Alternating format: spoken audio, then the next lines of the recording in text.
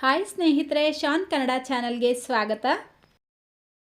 ಸಾಂಪ್ರದಾಯಿಕವಾಗಿ ಮಾಡುವಂಥ ಚಕ್ಲಿ ಮತ್ತು ಕೋಡ್ಬಳೆನ ತುಂಬ ಈಸಿಯಾಗಿ ಮಾಡೋದನ್ನು ತಿಳಿಸ್ಕೊಟ್ಟಿದ್ದೀನಿ. ಇದನ್ನು 2 in 1 ರೆಸಿಪಿ ಅಂತ ಕರಿಬೋದು. ಒಂದೇ ಹಿಟ್ಟನ್ನು ಉಪಯೋಗಿಸ್ಕೊಂಡು 2 ರೀತಿಯಾದ ರೆಸಿಪಿಗಳನ್ನ ಮಾಡ್ಕೊಳ್ಬೋದು. ಅಕ್ಕಿನ ನೆನೆಸಿ ಅದನ್ನು ರುಬ್ಬಿ ಮಾಡುವಂಥ ಈ ಚಕ್ಲಿ ಮತ್ತು ಕೋಡ್ಬಳೆ ತುಂಬ ಗರ್ಗರಿಯಾಗಿರುತ್ತೆ. ತಿನ್ನೋದಕ್ಕೂ ಅಷ್ಟೇ ಬಹಳ ರುಚಿಯಾಗಿರುತ್ತೆ. ಒಂದು ಸಲ ಮಾಡಿಟ್ಕೊಂಡ್ರೆ ತುಂಬ ದಿನಗಳವರೆಗೂ ನೀವು ಇದನ್ನು ಸ್ಟೋರ್ ಮಾಡಿಕೊಂಡು ತಿನ್ಬೋದು. ತುಂಬ ಈಸಿ ಮೆಥಡಲ್ಲಿ ತಿಳಿಸ್ಕೊಟ್ಟಿದ್ದೀನಿ. ಸೊ ವಿಡಿಯೋನ ಎಲ್ಲೂ ಸ್ಕಿಪ್ ಮಾಡ್ದಿರಾ ಪೂರ್ತಿಯಾಗಿ ನೋಡಿ. ಬನ್ನಿ ಈಗ ಮಾಡೋದು ಯಾವ ರೀತಿ ಅಂತ ನೋಡೋಣ. ಮೊದಲು ನಾನಿಲ್ಲಿ 2 ಕಪ್ ಅಕ್ಕಿ ನೆನೆಸಿಟ್ಕೊಳ್ತಾ ಇದ್ದೀನಿ. ನಾನು ಉಪಯೋಗಿಸಿರೋದು ರೇಷನ್ ಅಕ್ಕಿ. 2 ಕಪ್ ಅಂದರೆ ಅರ್ಧ kg ಅಕ್ಕಿ. ನೀವು ಯಾವ ಅಕ್ಕಿ ಬೇಕಾದರೂ ಉಪಯೋಗಿಸ್ಬೋದು, ಆದರೆ ರೇಷನ್ ಅಕ್ಕಿ ಉಪಯೋಗಿಸಿ ಮಾಡುವಂಥ ಚಕ್ಲಿ ತುಂಬ ಚೆನ್ನಾಗಿ ಬರುತ್ತೆ. ಈ ಅಕ್ಕಿನ ಒಂದು 2-3 ಸಲ ಚೆನ್ನಾಗಿ ತೊಳೆದ್ಬಿಟ್ಟು ಮತ್ತೆ ನೀರು ಹಾಕಿ 2 ಗಂಟೆ ನೆನೆಸಿಡಬೇಕು. ಟೈಮ್ ಇದ್ದರೆ ಹೆಚ್ಚು ಹೊತ್ತು ಬೇಕಿದ್ರೂ ನೆನೆಸಿಡ್ಬೋದು. ನೋಡಿ, ನಾನಿಲ್ಲಿ ಕರೆಕ್ಟಾಗಿ 2 ಗಂಟೆ ಅಕ್ಕಿನ ನೆನೆಸಿಟ್ಕೊಂಡಿದ್ದೆ. ಅಕ್ಕಿ ಚೆನ್ನಾಗಿ ನೆಂದಿದೆ. ಇದನ್ನು ಸೈಡಿಗೆ ತೆಗೆದಿಟ್ಕೊಂಡು ನೆಕ್ಸ್ಟ್ ಈಗ ಒಂದು ಮಿಕ್ಸರ್ ಜಾರ್ ತೊಗೊಂಡು 1 ಕಪ್ ಹುರ್ಗಡ್ಲೆ ಹಾಕಿ ಇದನ್ನು ಪೌಡರ್ ಮಾಡ್ಕೊಳ್ಬೇಕು. 2 ಕಪ್ ಅಕ್ಕಿಗೆ 1 ಕಪ್ ಹುರ್ಗಡ್ಲೆ ಅಂದರೆ ಅರ್ಧ kg ಅಕ್ಕಿ ತಗೊಂಡ್ರೆ 1/4 kg ಹುರ್ಗಡ್ಲೆ ಉಪಯೋಗಿಸ್ಬೇಕು.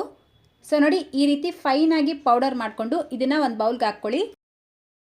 ನೋಡಿ, ಈ ರೀತಿ ಒಂದು ಬಟ್ಲಿಗೆ ಹಾಕ್ಬಿಟ್ಟು ಇದನ್ನು ಸೈಡಿಗೆ ತೆಗೆದಿಟ್ಕೊಳ್ಳಿ. ಈಗ ಅದೇ ಮಿಕ್ಸರ್ ಜಾರ್ಗೆ 6 ಬ್ಯಾಡಗೆ ಮೆಣಸಿನ್ಕಾಯಿ, 6 ಗುಂಟೂರು ಮೆಣಸಿನ್ಕಾಯಿನ ಸೇರಿಸ್ಕೊಳ್ಳಿ. ಬ್ಯಾಡಗೆ ಮೆಣಸಿನ್ಕಾಯಿ ಹಾಕೋದ್ರಿಂದ ನೀವು ಮಾಡುವಂಥ ಚಕ್ಲಿ ಕಲರ್ ಚೆನ್ನಾಗಿ ಬರುತ್ತೆ. ಈ ಒಣಮೆಣಸಿನ್ಕಾಯಿನ ಪೌಡರ್ ಮಾಡ್ಕೊಳ್ಳೋದಕ್ಕೆ ಮುಂಚೆ ಸ್ವಲ್ಪ ಬಿಸಿ ಮಾಡಿಬಿಟ್ಟು ಸೇರಿಸ್ಕೊಳ್ಳಿ, ಅಥವಾ ಬಿಸಿಲಲ್ಲಿ ಬೇಕಿದ್ರೂ ಒಂದು ಸ್ವಲ್ಪ ತಿಟ್ಬಿಟ್ಟು ನಂತರ ನೀವು ಪೌಡರ್ ಮಾಡಿದ್ರೆ ಇದು ಚೆನ್ನಾಗಿ ಪೌಡರ್ ಆಗುತ್ತೆ. ನೋಡಿ, ಈ ರೀತಿ ಪೌಡರ್ ಮಾಡಿಕೊಂಡು ನಾವು ಮೊದಲೇ ನೆನೆಸಿಟ್ಟಿರುವಂಥ ಅಕ್ಕಿನ ಇದಕ್ಕೆ ಸೇರಿಸ್ಕೊಳ್ಬೇಕು. ಅಕ್ಕಿಯಲ್ಲಿರುವಂಥ ನೀರೆಲ್ಲ ಸಪ್ರೇಟ್ ಮಾಡಿಬಿಟ್ಟು ಬರೀ ಅಕ್ಕಿ ಮಾತ್ರ ಸೇರಿಸ್ಕೊಳ್ಬೇಕು. ನಾನು ಉಪಯೋಗಿಸ್ತಾ ಇರುವಂಥ ಮಿಕ್ಸರ್ ಜಾರ್ ಸ್ವಲ್ಪ ದೊಡ್ಡದಾಗಿರೋದ್ರಿಂದ ನಾನು ಎಲ್ಲ ಅಕ್ಕಿ ಒಟ್ಟಿಗೆ ಹಾಕ್ಕೊಂಡು ರುಬ್ಕೊಳ್ತಾ ಇದ್ದೀನಿ. ನೀವು ಬೇಕಿದ್ರೆ ಸ್ವಲ್ಪ ಅಕ್ಕಿನ ರುಬ್ಬಿಟ್ಟು ಸೇರಿಸ್ಕೊಳ್ಬೋದು. ಈಗ ಇದಕ್ಕೆ ಸ್ವಲ್ಪ ನೀರು ಸೇರಿಸ್ಕೊಳ್ತಾ ನುಣ್ಣಗೆ ರುಬ್ಕೊಳ್ಬೇಕು. ಎಷ್ಟು ನುಣ್ಣಗಾಗತ್ತೋ ಅಷ್ಟು ನುಣ್ಣಗೆ ರುಬ್ಕೊಳ್ಳಿ. ನೀರು ಮಾತ್ರ ಜಾಸ್ತಿ ಉಪಯೋಗಿಸಬಾರ್ದು. ಈ ಬ್ಯಾಟರ್ ಕನ್ಸಿಸ್ಟೆನ್ಸಿ ಏನಿದೆ ಅದು ಸ್ವಲ್ಪ ಗಟ್ಟಿಯಾಗೇ ಇರಬೇಕು. ನೋಡಿ, ಈ ರೀತಿ ಸ್ವಲ್ಪ ಲೈಟಾಗಿ ತರತರಿಯಾಗಿದ್ದರೆ ಪರವಾಗಿಲ್ಲ. ಇದನ್ನು ಈಗ ಅದೇ ಪಾತ್ರೆಗೆ ಸೇರಿಸ್ಕೊಳ್ಳಿ. ನಾವು ಪೌಡರ್ ಮಾಡಿರುವಂಥ ಹುರ್ಗಡ್ಲೆ ಹಾಕಿಟ್ಕೊಂಡಿರುವಂಥ ಪಾತ್ರೆಗೇ ಇದನ್ನು ಸೇರಿಸ್ಕೊಳ್ಬೇಕು. ಈಗ ಇದಕ್ಕೆ ರುಚಿಗೆ ತಕ್ಕಷ್ಟು ಉಪ್ಪು ಹಾಕ್ಕೊಳ್ಳಿ. ಅಂದರೆ 3/4 ಟೀ ಸ್ಪೂನ್ ಉಪ್ಪು, ಅರ್ಧ ಟೀ ಸ್ಪೂನ್ ಬಿಳಿ ಎಳ್ಳು ಅಥವಾ ಕಪ್ಪು ಎಳ್ಳು ಯಾವ್ದು ಬೇಕಾದರೂ ಉಪಯೋಗಿಸ್ಬೋದು. ಯಾವುದು ಬೇಡ ಅಂದರೆ ಸ್ಕಿಪ್ ಮಾಡ್ಕೊಳ್ಳಿ. ಅರ್ಧ ಟೀ ಸ್ಪೂನ್ ಸಬ್ಜಾ ಬೀಜ ಸೇರಿಸ್ಕೊಂಡಿದ್ದೀನಿ. ಇದು ಹಾಕೋದ್ರಿಂದ ಚಕ್ಲಿ ಟೇಸ್ಟ್ ಕೂಡ ಚೆನ್ನಾಗಿರುತ್ತೆ. ಬೇಡ ಅಂದರೆ ಸ್ಕಿಪ್ ಮಾಡ್ಕೊಳ್ಬೋದು. ಈಗ ಬಿಸಿ ಮಾಡ್ಕೊಂಡಿರುವಂಥ 4 ಟೇಬಲ್ ಸ್ಪೂನ್ ಎಣ್ಣೆ ಸೇರಿಸ್ಕೊಳ್ಬೇಕು. ಎಣ್ಣೆ ಚೆನ್ನಾಗಿ ಬಿಸಿಯಾಗಿರಬೇಕು. ಎಣ್ಣೆಗೆ ಬದಲಾಗಿ ನೀವು ಬಟರ್ ಬೇಕಿದ್ರೂ ಬಿಸಿ ಮಾಡಿಬಿಟ್ಟು ಸೇರಿಸ್ಕೊಳ್ಬೋದು. ಸೊ ಈಗ ಎಣ್ಣೆ ತುಂಬ ಬಿಸಿ ಇರತ್ತಲ್ವ, ಸೊ ಕೈಯಲ್ಲಿ ಮುಟ್ಬೇಡಿ. ಈ ರೀತಿ ಒಂದು ಸ್ಪೂನ್ ತಗೊಂಡು ಮಿಕ್ಸ್ ಮಾಡಿಬಿಟ್ಟು ನಂತರ ಕೈ ಉಪಯೋಗಿಸಿ ಇದನ್ನು ಚೆನ್ನಾಗಿ ಮಿಕ್ಸ್ ಮಾಡ್ಕೊಳ್ಳಿ. ಈ ಚಪಾತಿ ಹಿಟ್ಟೆಲ್ಲ ನಾದ್ಕೊಳ್ತೀರಾ ನೋಡಿ, ಆ ರೀತಿ ಇದನ್ನು ಮಿಕ್ಸ್ ಮಾಡ್ಕೊಳ್ತಾ ಚೆನ್ನಾಗಿ ನಾದ್ಕೊಳ್ಳಿ. ಇದೇ ರೀತಿ ಒಂದು 2-3 ನಿಮಿಷ ಇದನ್ನು ಚೆನ್ನಾಗಿ ನಾದ್ಕೊಳ್ಳೋದ್ರಿಂದ ನೀವು ಮಾಡುವಂಥ ಚಕ್ಲಿ ಕೂಡ ಚೆನ್ನಾಗಿ ಬರುತ್ತೆ.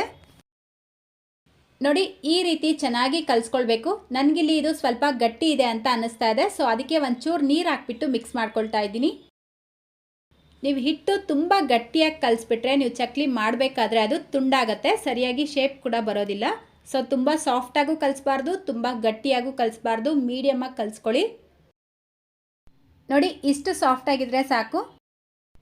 ನೆಕ್ಸ್ಟ್ ಈಗ ಚಕ್ಲಿ ಹಚ್ಗೆ ಎಣ್ಣೆ ಹಚ್ಕೊಳ್ಬೇಕು. ಈ ರೀತಿ ಎಣ್ಣೆ ಹಚ್ಕೊಳ್ಳೋದ್ರಿಂದ ಹಿಟ್ಟು ಇದಕ್ಕೆ ಅಂಟ್ಕೊಳ್ಳೋದಿಲ್ಲ. ನಾನಿಲ್ಲಿ ಈ ರೀತಿ 1 ಸ್ಟಾರ್ ಇರೋವಂಥ ಪ್ಲೇಟ್ನ ಉಪಯೋಗಿಸಿದ್ದೀನಿ.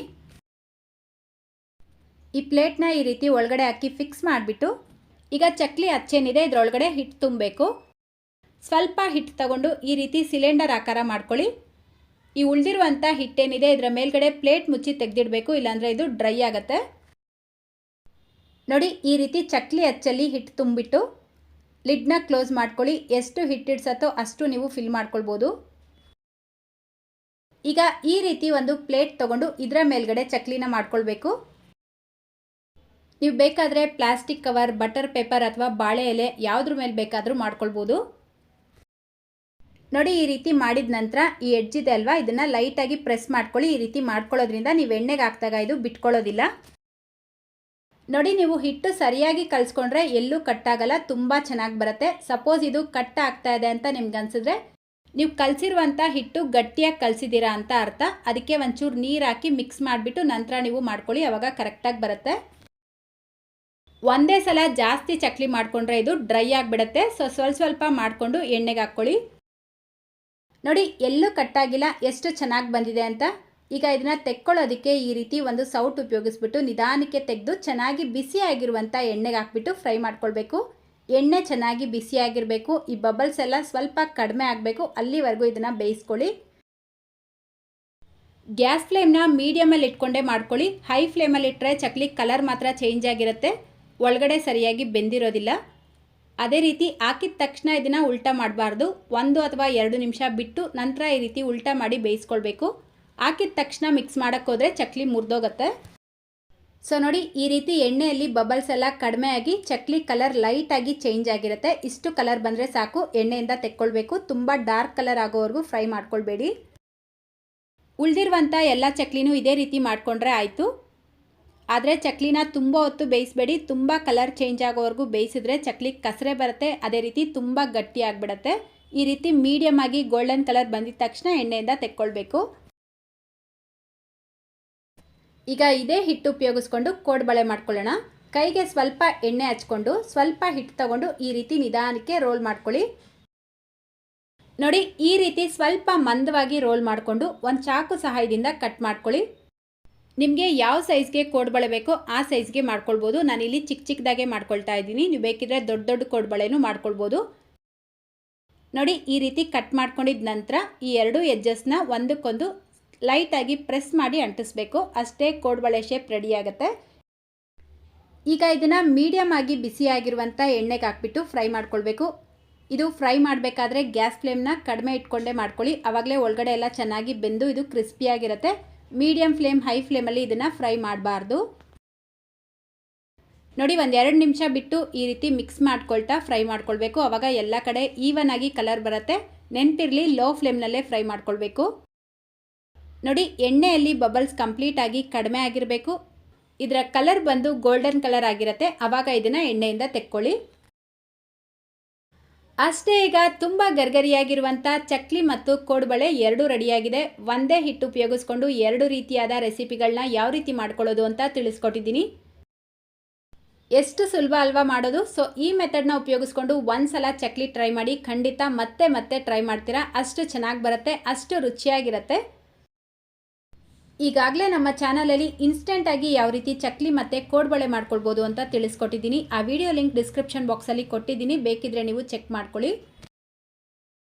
ಚಕ್ಲಿ ನೋಡ್ಬೋದು ಎಷ್ಟು ಗರ್ಗರಿಯಾಗಿದೆ ಅಂತ, ಕೋಡುಬಳೆನೂ ಅಷ್ಟೇ ತುಂಬ ಗರ್ಗರಿಯಾಗಿರುತ್ತೆ. ಸೊ ಈ ಮೆಥಡಲ್ಲಿ ಒಂದ್ಸಲ ಮಿಸ್ ಮಾಡ್ದಿರಾ ಟ್ರೈ ಮಾಡಿ. ಇವತ್ತಿನ ಈ ವಿಡಿಯೋ ಇಷ್ಟ ಆಗಿದ್ರೆ ಲೈಕ್ ಮಾಡೋದನ್ನು, ಶೇರ್ ಮಾಡೋದನ್ನು ಮರಿಬೇಡಿ ಅಂತ ಹೇಳ್ತಾ, ನಮ್ಮ ಚಾನಲ್ನ ಹೊಸದಾಗಿ ನೋಡ್ತಾ ಇದ್ರೆ ಪ್ಲೀಸ್ ಸಬ್ಸ್ಕ್ರೈಬ್ ಮಾಡಿಕೊಂಡು ಬೆಲ್ಲೈಕನ್ನ ಕ್ಲಿಕ್ ಮಾಡಿ, ಆಲ್ ಅನ್ನೋ ಆಪ್ಷನ್ನ ಕ್ಲಿಕ್ ಮಾಡ್ಕೊಳ್ಳಿ.